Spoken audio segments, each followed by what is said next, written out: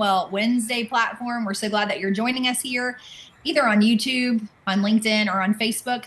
We're so glad to be here with you today. And we have Pamela Bridgman with us. And she is, if you've been around GCBN, you know who she is. And so we'll let her introduce herself in just a second. But we're so glad to have her on platform today for Living Well Wednesday.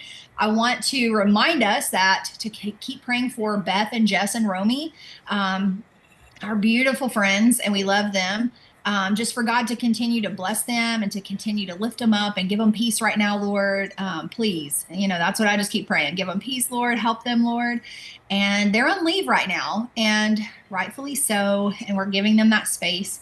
So if you have any GCBN questions or God Golf and Girls questions, or you have people who want to join GCBN, which would be amazing while they're gone, that would be great. Send them to Rose or myself, and we'll be glad to help them. We know that some people have had questions throughout. And so if you haven't heard back from us yet, we're giving them that space, right? To not disturb them, for them to be able to grieve how they need to. And we'll get you those answers as soon as we can, as soon as they come back. And so they're taking the month of June off. So we're excited about that, to have them, hold that place for them. Not excited, but you know what I'm saying? Like just to honor that. We are excited to give the platform to Pamela, but if you don't know her, we want to give her space to be able to introduce herself and let us know who she is, and maybe tell a little bit about why she joined GCBN or her GCBN story. And so Pamela, go ahead and take it away. We also have Julie Mills Watson over here on the Zoom side. So if you are a member, you can join us on Zoom. We'll let you in the room. If you're not a GCBN member, hey, membership has perks. So join us so that you can get the link. But you can also watch us on Facebook, and you can feel free to share that out to your friends, put it on your wall, tag some people, and interact over there on the Facebook side. So Pamela, let us know who you are, and I'll be right back. I am Pamela Bridgman, and I'll start with how I got involved with GCBN. I was a speaker at the Gwinnett Neighborhood Leadership Academy, GCL, anyway, and Beth was in that program that year, and I actually spoke at two of the different, I did two different lectures, and she was in both of them. And after one of them, she came out to me and said to me, God said, you're going to be on my platform one day. I said, okay. I didn't know who she was. 3 years later, she called me. And how she kept my number for 3 years, I don't know. But she called me and asked me to be a speaker at the inaugural GGG, God, Golf, and Girls. So I have been on that platform for the entire 11 years. And that was also the year that I joined GCBN. And as a part of GCBN, I've had the privilege of speaking on other platforms, of facilitating groups. And Beth has just been awesome to me. And she herself, if you have not met her, is just a premier coach. She's an outstanding businesswoman, and she's a great friend. So it would be it would be good for you to meet her. I'm Pamela Bridgman, and I'm a licensed clinical social worker. I own a private practice here in Cartersville, Georgia, called A Healing Journey Counseling and Consultation. I provide trauma-informed care for individuals who are challenged with mental illness and substance use disorder. I'm also an ordained minister, and I'm a United States Air Force veteran. So that's awesome. Thank you so much for introducing yourself. And of course, I know you, and I know Julie knows you, and many others know you, but there are people probably here on Facebook or on the other platforms that don't know you. So thank you so much for sharing that. I will say the Living Well Wednesday platform formerly was known as Wellness Wednesday, and I still have a hard time remembering it when I introduce it. I'm like, wellness, no, it's not Wellness Wednesday, it's Living Well Wednesday. But when COVID happened, we had been taking our platform. It used to be belly to belly in Lawrenceville and other chapters. We would meet face to face. But then in 2020, when the world changed and things started shifting, Beth and I had a discussion and we decided to take everything online virtually. I was doing that in my business and we were having virtual parties and things like that. So it wasn't necessarily new to me, but it was new to a lot of businesses. And so we were able to shift and take the business electronically and virtually because the whole world shut down. And so we were able to continue to grow, to continue to bring great presenters. And then shortly after that, Beth realized that in that state that we were in, that we needed some wellness and we needed to be well in our business and in our life. And so she spoke with Pamela Bridgman. She spoke with Rich Oswald, and together they formed the platform Wellness Wednesday. So if you don't know the history behind that, that's how that happened. And for about 5 years, I want to say, maybe a little longer, that platform every Wednesday, a couple of times, maybe if it's a holiday, we did a replay or whatever, but very faithful Pamela was to be there, and she led the call and she had questions, and I'm sure you have questions for us today, but just faithful to do that. And then God called you to do some other things, and so we're excited about that, and I'm sure you'll tell us a little bit more about that. But I do want to honor you for that, because to stay with a platform that long and to grow it into now what we have for Living Well Wednesday, like, that's exciting. So I do want to highlight that. And then if you have ever been to a GCBN meeting or the gala, you're going to see Pamela there. And so she's very faithful to not just pay her dues or be a supporter or like a comment or whatever. Like, she is in the trenches. She's there in the meeting. She's presenting or on a platform. She's helping. And then also she provides her services as well. And so that's exciting. So I did want to highlight that, Pamela. So thank you for loving us and being here. And I'm glad that you're here today. I was so excited when I got to be here with you. So yay. Thank you. My presentation is actually a little different today. I didn't do the script with the dialogue. It's more of a presentation, but you moved my cheese. No, I'm just kidding. You know me, I can improvise. Yeah. And I was thinking about that as I was kind of going over my notes and my cue sheet. So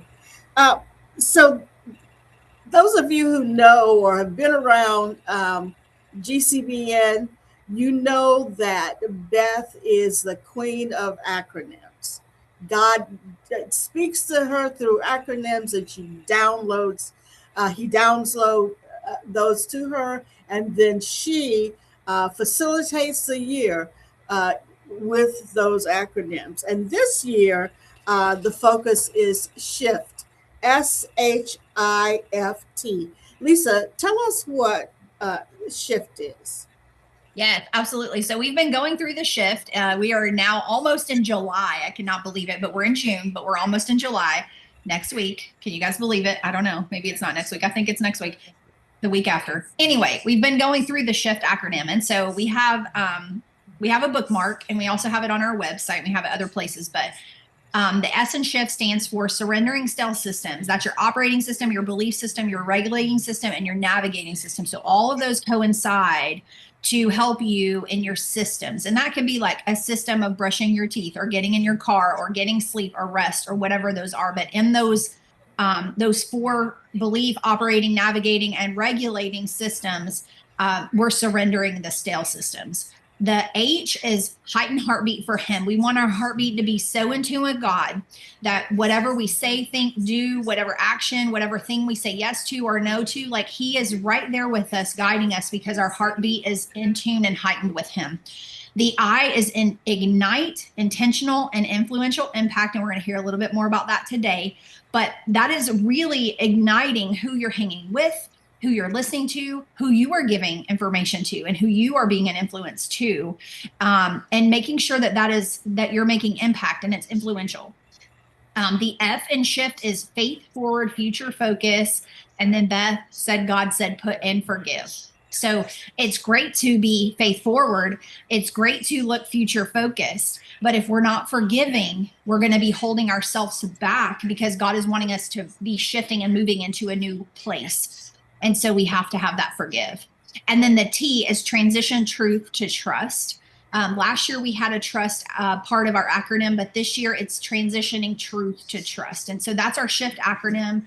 Again, you can find that on our pages and our group and our website and all of that stuff. But today, Pamela is going to be talking about the Ignite Your Intentional Influence, Influential Impact. It's a lot of words, but yeah. So I chose out of that, my topic for today is intentionally impact your sphere of influence. Intentionally impact your sphere of influence. And that title is important, that intentionally part of that title, because impact doesn't happen automatically, right? Sometimes it does, because we leave a little residual of us behind wherever. When we walk into the room some way, one might notice what we're wearing. That's a little bit of impact. But the kind of impact that you really want to have, you have to be intentional about. And that means you stop living casually, you stop speaking carelessly, you stop moving through your relationships passively.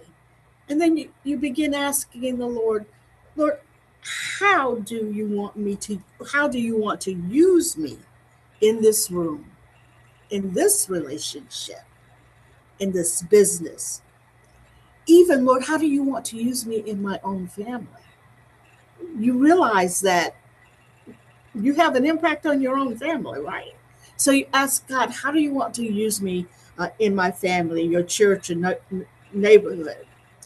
And even on this online space, there, Beth and them reach out to various ones of us who are members of GCBN to have an impact. And so, those of you who are GCBN members, start to ask, Lord, when Beth reached out to me, how is it that you want to use me on this platform? Because you don't want to just come in all willy-nilly, right? You want to be intentional. The other thing is, Lord, how do you want to use me in this season of life? That's really good. That's really good. I think sometimes we can get stuck in what's normal or what we're doing now, but it takes courage to listen to when he's saying shift, right? And to shift, yeah. Because we want to stay in that comfort zone. Life may not be, it's not the same as your last season of life. Mm-hmm, that's right. Here's something else. Influence is not the same as, quote, fame. It's not the same as a title. It's not just about having a platform or a microphone, a logo, or following. All you X people, I'm sorry. Twitter, X, yeah. It's not just about having a following. Influence is the capacity to affect the atmosphere, the thinking, the courage, the faith, the choices. Remember, my topic is about your sphere of influence, the choices or the direction of another person or a group of people. And that means that we all have influence. Julie, in what ways and in what roles do we influence people? Well, I wasn't thinking of myself.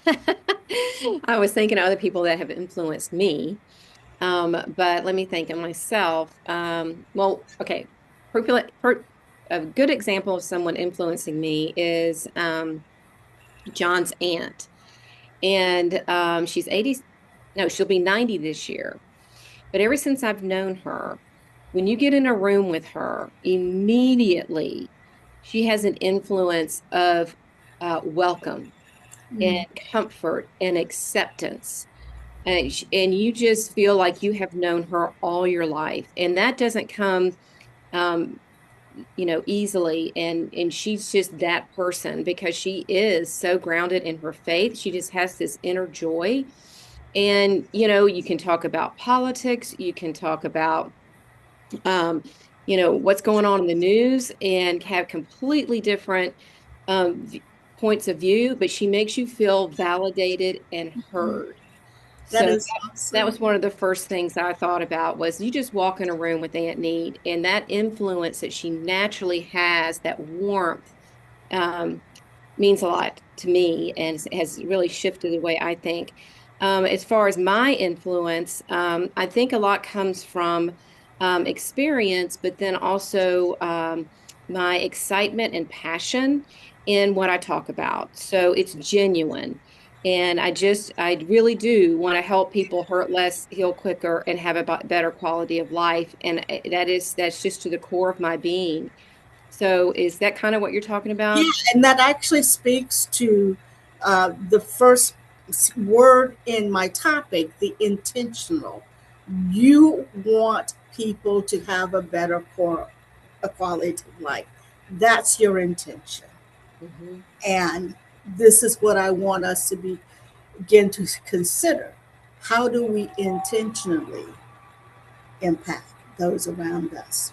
Briefly, Lisa, intentionally, in what ways have you intentionally influenced your sphere of influence? Yeah. So initially, I think of my kids because that's who I'm with most of the time. And just really, and not that we do it right every day, but just trying to lead them and teach them in the Lord and correct them when they're not doing the right thing. And then also I think of just my husband's work and just being a key support liaison to those spouses that are here, and either they're coming or they've been here a while and just never have had anybody reach out before, and just to be that person to do that, or drop off something at the squadron just to let them know, hey, we're thinking about you. We know you work hard and your job is tough, but just trying to, just letting them know we care, kind of really. Yeah. Let me, I want to share with you the two scriptures that I looked at as I was preparing this. And Beth has them there on that bookmark. The first one is Numbers 13:30. It says, "And Caleb stilled the people before Moses and said, 'Let us go up at once and possess it, for we are well able to overcome it.'" In this way, Caleb teaches us that intentional influence often begins when someone has the courage to speak faith in an atmosphere that's filled with fear. I want to repeat that because I think it's important. What Caleb teaches us in that passage is that intentional influence often looks like being courageous enough to speak faith into an atmosphere where there is fear. And then I said two, but there are three scriptures. 1 Thessalonians 5:11. "Wherefore comfort yourselves together and edify one another, even as also you do." And this passage tells us that impact is not only about what we accomplish, but it's also about how we build others. And 2 Timothy 1:6 says, "Wherefore I put you into remembrance that you stir up the gift of God, which is in you by the putting on of my hands." And this passage reminds us that the impact is connected to gifts that must be activated and continually stirred and tended. So the central thought is God has placed you in a sphere of influence, not merely to occupy space, but to carry light, courage, encouragement, wisdom, and faithful action into that space. But let's be careful. What is a sphere of influence? Understand that it's not, and I want us to talk about this momentarily, a sphere of influence is not a sphere of control. A sphere of influence is not a sphere of control. And I think that distinction matters. And I want you to tell me, Julie, I have some reasons that I believe that distinction matters. But before I do, tell me why that distinction matters. Influence is not control. Because you should not have an expectation of an end result. That makes it inauthentic and pushy, and yeah. I have another word for pushy on mine, but yeah, that's one of my words. That's one of my reasons as well. Yeah, it's just your influence is. Oh, I love this topic because it really does make you think. And one of the things that came to mind was I was literally just this past weekend with my daughter, and I had mentioned to her, I didn't think that's not as bad as I thought it was. The subject, I won't go into what all that was. And she goes, "Wow, Mom, that really means a lot to me because I really care about what you think." So that's, I think, a little bit of influence, is that she actually respects my opinion and actually takes my advice. She's 36, so it's about time. But how about you, Lisa? A sphere of influence is not a sphere of control. Yeah, so I think about the quote, and I can't reference exactly who it is, but I know you guys know the quote where it talks about people don't care how much you know until they know how much you care. And so and that can be used just in any sphere, your business, your ministry, the military. Like in the military, you have to you have to listen to them. But if they know how much you care about them, they're going to value what you're saying to them. I think control is repulsive too. Like when I think about that control, when somebody's trying to thumb down and I don't understand that, like it's just control, I'm like, I'm out. I can't, like, sorry. So I think just in how we approach the influence and how we're talking with people has a lot to deal with how they're going to receive that. Right. Yeah. Right. And what we said earlier about we're supposed to be building people up, edifying them, and control does not edify. So what I have said is that the distinction is that God has not called us to control people, to manipulate outcomes, to manage everyone's choices, or use spiritual language to dominate others. And that's something those of us who are Christ followers have to really be conscious of, that, couching stuff in spiritual language can sometimes guilt people into, well, if it's spiritual, then I must do this. And that's not necessarily true. It could be control. Here's what I want you guys to take away. Those of you out there who are taking notes, and I know there are some who take notes because one of my clients tells me she takes notes on our podcast. So for those of you who are taking notes, here's what I want you to write down. Influence is stewardship. Influence is stewardship, not control. Influence is being a witness, not pressuring. Influence is presence with purpose, not performance for approval. So, Jesus said in Matthew 5:14, "You are the light of the world. A city that is set on a hill can't be hid." So, light doesn't argue with the darkness, right? Light simply has to be present and uncovered. And in Matthew 5:16, he says, "Let your light so shine before men that they may see your good works and glorify the Father which is in heaven." So notice that the end goal of influence, kingdom influence, is not that people glorify us. The goal is that they glorify the Father. I want to share an incident with you. So there are times when correction is necessary because we live in a world which often confuses visibility with value. They can start to think that impact means being seen by more people. More clicks you get, the more likes you get, that means, being seen by more people. But some of the deepest impact happens in unseen places. It's like Lisa, a mother praying over her child, a business owner refusing to compromise integrity, a supervisor encouraging a discouraged employee, a friend making a phone call at just the right time. I've had that happen. It's like God must have spoken. You are definitely using your kingdom influence to impact me. A counselor holding hope when a client can't hold it for herself. A believer choosing gentleness when the room is full of agitation. A mentor telling a younger person, don't quit. There's more in you than the moment is showing.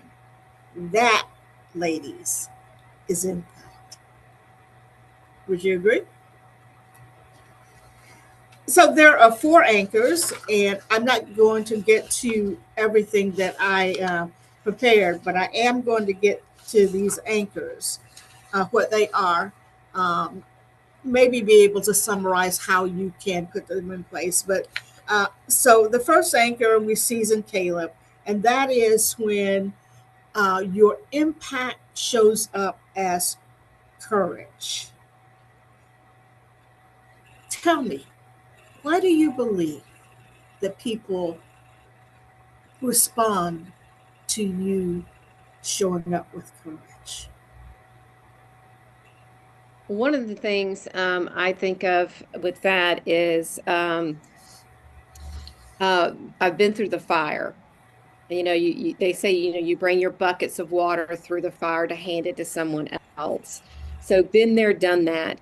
A lot of people would, once they get through the fire, be withdrawn and not share what they've learned. And, they're working on self or whatever it is.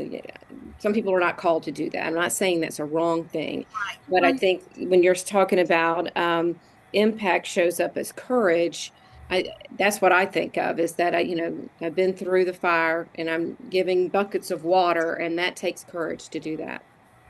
And when I see someone who's being courageous, it inspires me to reach deep down and say, maybe if Julie can do that, I can do it too. Right? So your courage, sparking courage in me. Thank you. Yes. Anchor 2, impact builds people through encouragement. And this is in First Thessalonians that we read. Wherefore comfort yourselves together and edify one another. How is it that impact, that edification, encouragement, building me up, helps you to leave a lasting impression on me? When you encourage me, when you build me up. I think of, and you even said it at the top of the call when Beth said, you're going to be on my platform. Beth has a way of doing that. She has a way of seeing so deep down in your soul and things that God has called you to, and you don't even really know that you're called to it yet. And not in a manipulative way, just in a loving way. Yeah.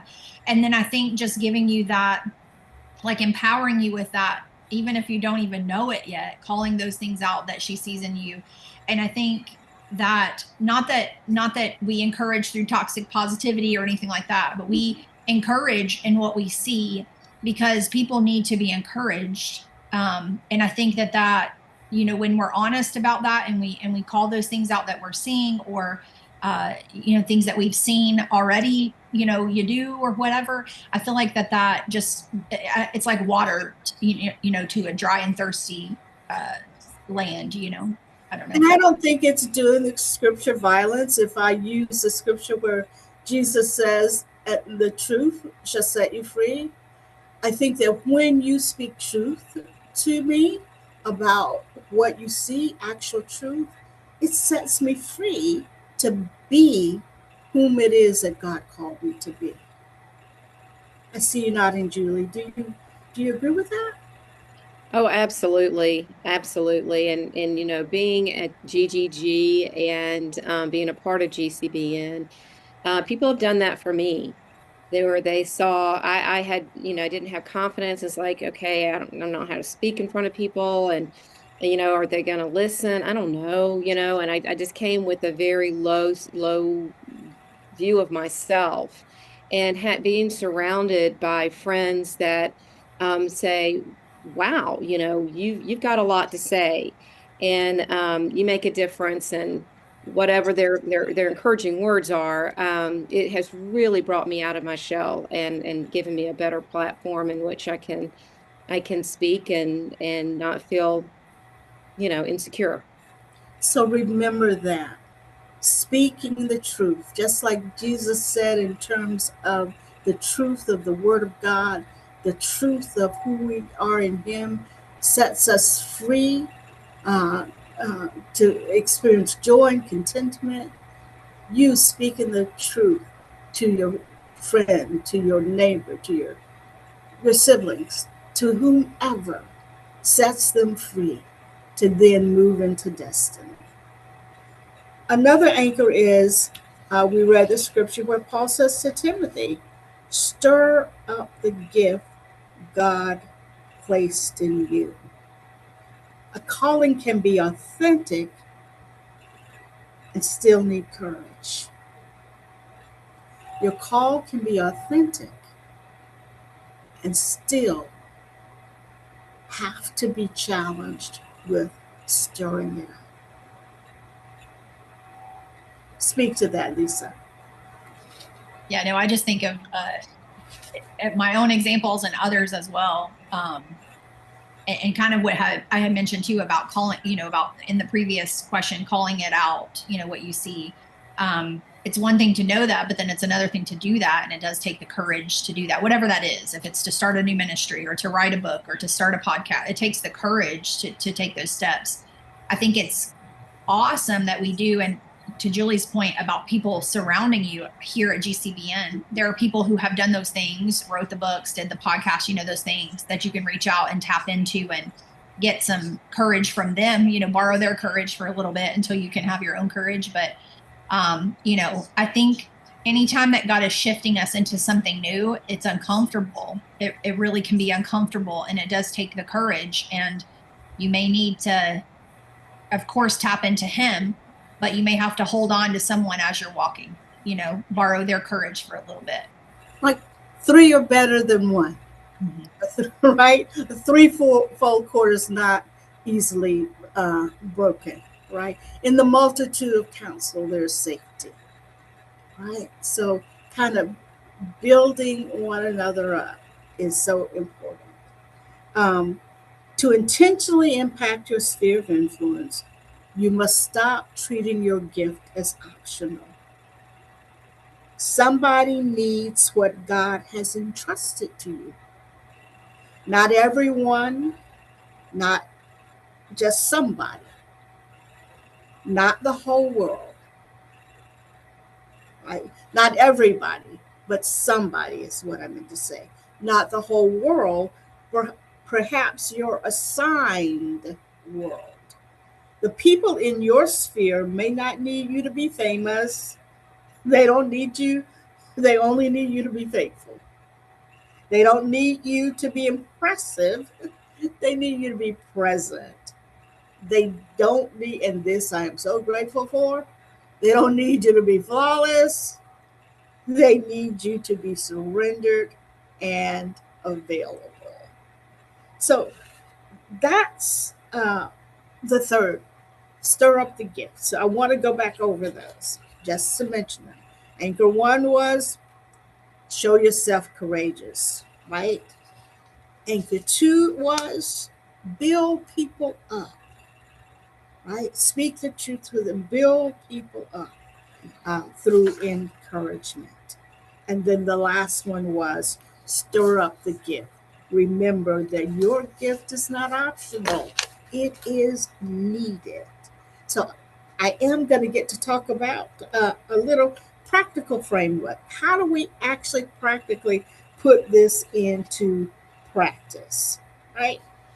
So, that the impact, uh, identifies your God assigned sphere, your sphere, mine, not Lisa's. So, for example, Lisa and I both were E5 staff sergeants in the Air Force. And an E5 staff sergeant have certain skills and responsibilities that they're assigned to do.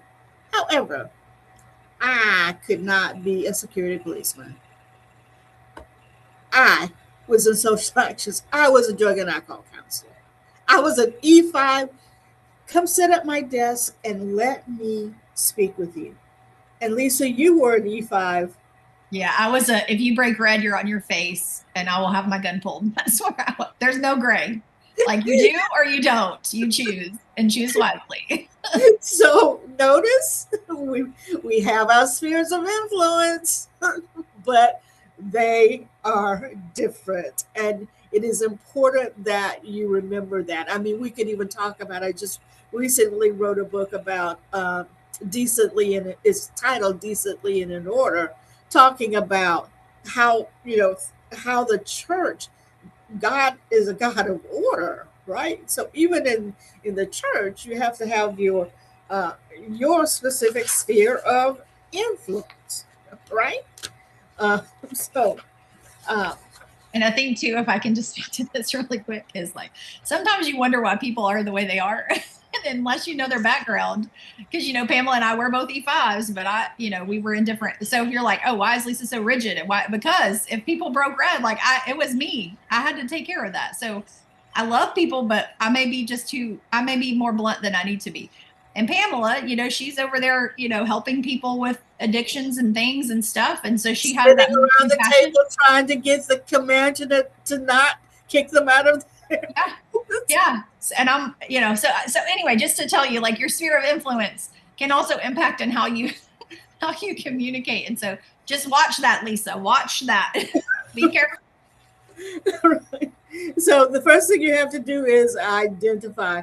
And then the M in impact, make your presence purposeful. So before you enter a room, know why you're going into the room and be sure that you do what it is you're going into the room to do. Does that make sense, ladies? Make your presence purposeful. The P, practice encouragement as a discipline. Discipleship is important in everything that we do.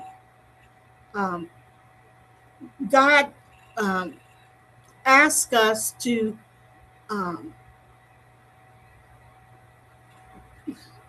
strengthen ourselves. Yeah, build ourselves up, even on our most holy faith. And I want you to make a practice each week. I want you to ask God to show you 3 people you can strengthen. You may do that by sending a text or making a call. Speak blessings. Some people you may want to write a note to. There are a number of ways that you can practice encouragement as a discipline. You don't need a stage. You just need to walk in your courage. The A in impact, align actions with kingdom values. Align everything that you do with kingdom values. You see how Beth has rubbed off on me? I'm doing an acronym. See, Beth has impact. So align actions with kingdom values. Our influence is weakened when our words and actions don't agree. I do want to stop and talk about that one. Our influence is weakened when our words and actions don't agree. Julie? I think that's the source of distrust and arguments, disagreements, is because actions don't line up with what you're saying. So yeah, that stirs a lot of animosity and conflict for Yeah. sure. And resentment. Yep, a lot of resentment, and we're not supposed to have resentment. So Satan has a big hand in that. And I want to point out that alignment doesn't mean perfection, right? It means consistency. Make sure you're always being consistent. And when you do miss the mark, right? It's like when we sin, we repent.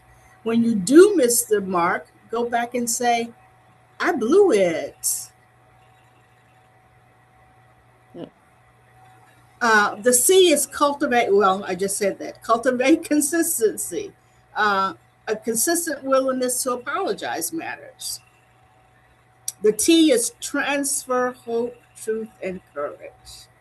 Influence is not complete until something life giving is transferred. Influence is not complete until something life giving is transferred. And then finally, the T, or that was a transfer, hope, truth, and courage. So put it together.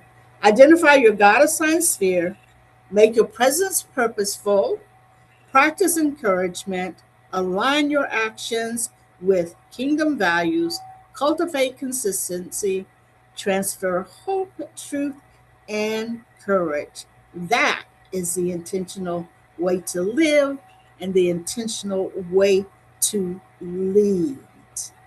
So, how do you apply this? In your business, which is the marketplace, you apply it in your home, your children, but even your spouse, right?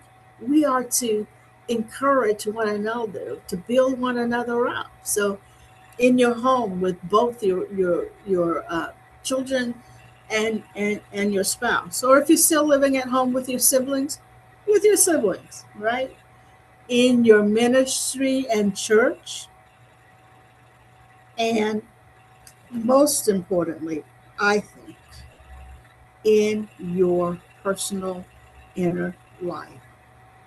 We can only transfer or speak into the lives of others in a healthy way if we ourselves are healthy, right?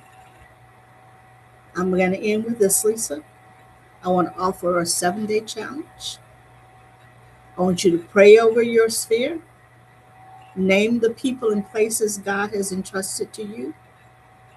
Ask God to show you one place where fear has been louder than faith, and speak a Caleb word there. Encourage 3 people specifically and sincerely. 4, identify one gift that needs to be stirred and take one small action to stir it. 5, examine your alignment. This is so important. Where do my actions need to better match my values? 6, practice purposeful presence. Before entering your room, ask, Lord, what do you want me to carry into that space? And finally, rather reflect and give thanks. Ask, what did I notice when I became intentional? Remember that small obedient actions repeated over time can create significant kingdom impact. Lisa? Oh, that's so good. Pamela, after the call, if you are able to, will you go to our Facebook group, our Facebook page, and share your contact information just so people can reach out, can know where to find you, like your pages. You can share, some links to your books. Because Pamela I have several on my book. You can't see my bookshelf behind me, but I think 3 or 4 of them on the bookshelf from GGG I bought at a vendor event. So we're excited that you shared this with us, and I love that you challenged us and gave us the tangible things to do. And we hope that you'll do that. I'm going to go back and re-listen, and I can create a craft, like a graphic and stuff, and put it out there too. Share this out, because this is important. We influence and we impact, and we want to be able to do it the right way, right? And so Pamela has she's given the framework, the foundation for us to pick that up and walk that out. So thank you, Pamela, for that. Julie, thank you for being here. I'm going to go over to the Facebook side and let you guys see our events that we have coming up. And if you have any questions, please reach out. We do want to remind you, if you have any GCBN questions or any GGG questions, please reach out to Rose or myself. We'll be glad to help you as best we can. And if we don't have an answer, we'll be sure to get one to you. Beth and her family are on bereavement leave bereavement leave. And so as soon as they get back, if we don't know the answers, we'll be sure to get them to you. So if you go to our Facebook page, it's facebook.com/Georgia Christian Business Network. We also have a Facebook group. That one would be GCB Network, I think is what it is. But it's a Facebook group. So on our page, if you'll go down to more, also on the group, hit events tab, and you'll see all of our events that are coming up. We do have prayer call on Monday at 9 a.m. Eastern time. Renee Salvery has been leading that call out, and it's a great opportunity to come and corporately pray, share your burdens, pray for one another, and she's doing a great job doing that. Next Tuesday, we have Carol Love on platform with us, going through our SHIFT acronym again. And so be tuned into that. Watch the replay if you can't tune in live. But we'll be excited on Tuesday to see her. We also have our quarterly networking event because, there's just a few days until July. I can't believe it, y'all. I can't believe it.